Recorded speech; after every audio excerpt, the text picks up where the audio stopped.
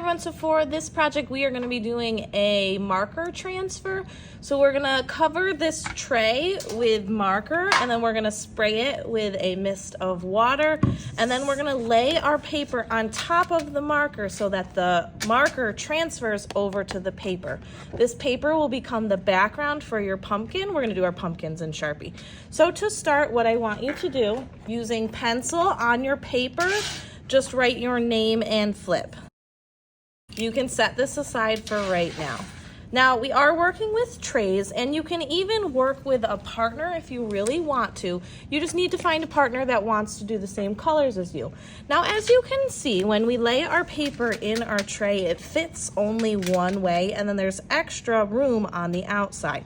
So what you're going to do is take your markers and you're going to color directly onto the tray.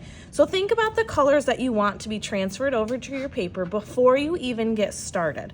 So I'm thinking I'm going to go with the cool colors, and I'm just going to start to fill in the area where my paper will go down. Now you can do random, you can do patterns, you can do stripes, shapes, swirls, whatever you want.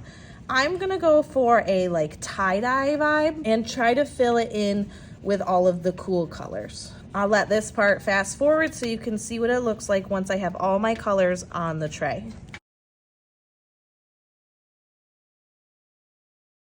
Perfect, so just like that. I'll double check with my paper. Yep, I've got the colors showing through.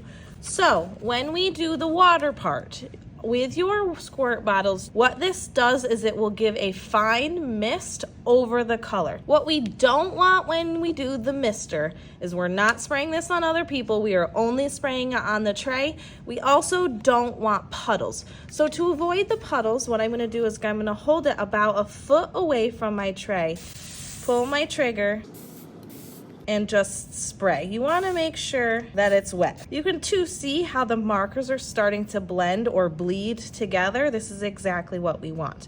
Notice too how I don't have any puddles. Next, what we're going to do is you need to take your paper, name side up, and press it into the marker. And what's going to happen is the marker is going to leave the tray and absorb into the underside of your paper. So just like this. Give it a light press and peel your paper up. This paper is done. It is complete. I'm not going to re-stick it into it. I'm loving the texture that is coming through here. Now, since this has water on it, it needs to go into the drying rack. Now your tray is still a little bit dirty, but the next person can now take the markers and use them on this tray. If it's too wet, just get your paper towel and wipe off your tray. And when you're all done with the tray needs to be cleaned off for the next class to use. All right, so now that my marker print is done, we're gonna do Kusama inspired pumpkins on top of our marker. So since this is dry, you can work on it. Now what you wanna decide is how you want your pumpkin to go before you even start tracing the lines. So you can turn your paper however you want. So think if a pumpkin is on top of this, which colors and which design will look best in the pumpkin. So you can do it horizontal, you can also do it vertically. I think I'm gonna work with mine like this. Now with our pumpkins, we're gonna do an oval part to start, and then we're gonna copy Kusama's dot pattern for inside of the sections.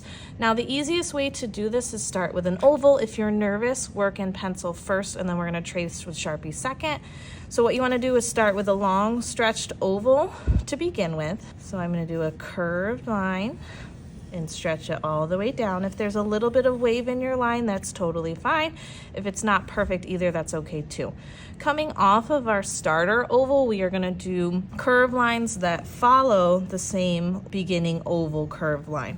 So I'm gonna branch out this way, and I'm gonna do this until there's no more room on the paper. So if it takes 2 or 3 sections, just see how much paper you actually have. What I did on the right, I'm also going to do on the left.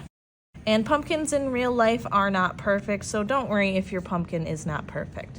You can add a stem if you'd like. Since my lines are pretty light, what I'm gonna do is I'm gonna trace them all with Sharpie to begin with. If you go outside of your pencil lines, make sure you erase them before you do the final step. Perfect. So Kusama uses a distinctive dot style in all of her work where she just changes or varies the different sizes of her dots. So that's exactly what you're going to do. Now it's okay if you freehand the dots because they don't have to be perfect, but if you want to use one of the circle tracers, they are located in the tie-dye cabinet at the front of the room. If you are using one of these tracers, you need to make sure that the dot actually fits in the section. So for example, if I'm using this dot, it does not fit in this section. So what I want you to do is start with a dot that goes down the center of your tube. And if you want to freehand these dots, you can. If you're nervous, you can also just use pencil first, but that doubles the amount of work you need to do. Going down my tube, you'll notice too that none of my circles overlap. So what I'm gonna do next is I'm gonna fill them in black the same way that Kusama does. And then I'm gonna change the dot size for around the tube. So over here, I'll do a smaller dot.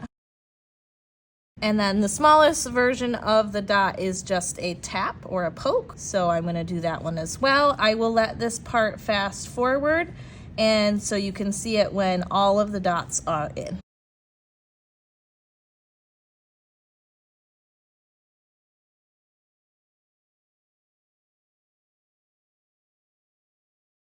As one last bit, what I'm going to do is just double check to make sure there's no spots that really need dots. I'm also going to thicken the lines of my actual pumpkin just to give it some variety. You do not have to do this step, but you can if you want to. Perfect, and my piece is complete. Next we want to upload it to Artsonia.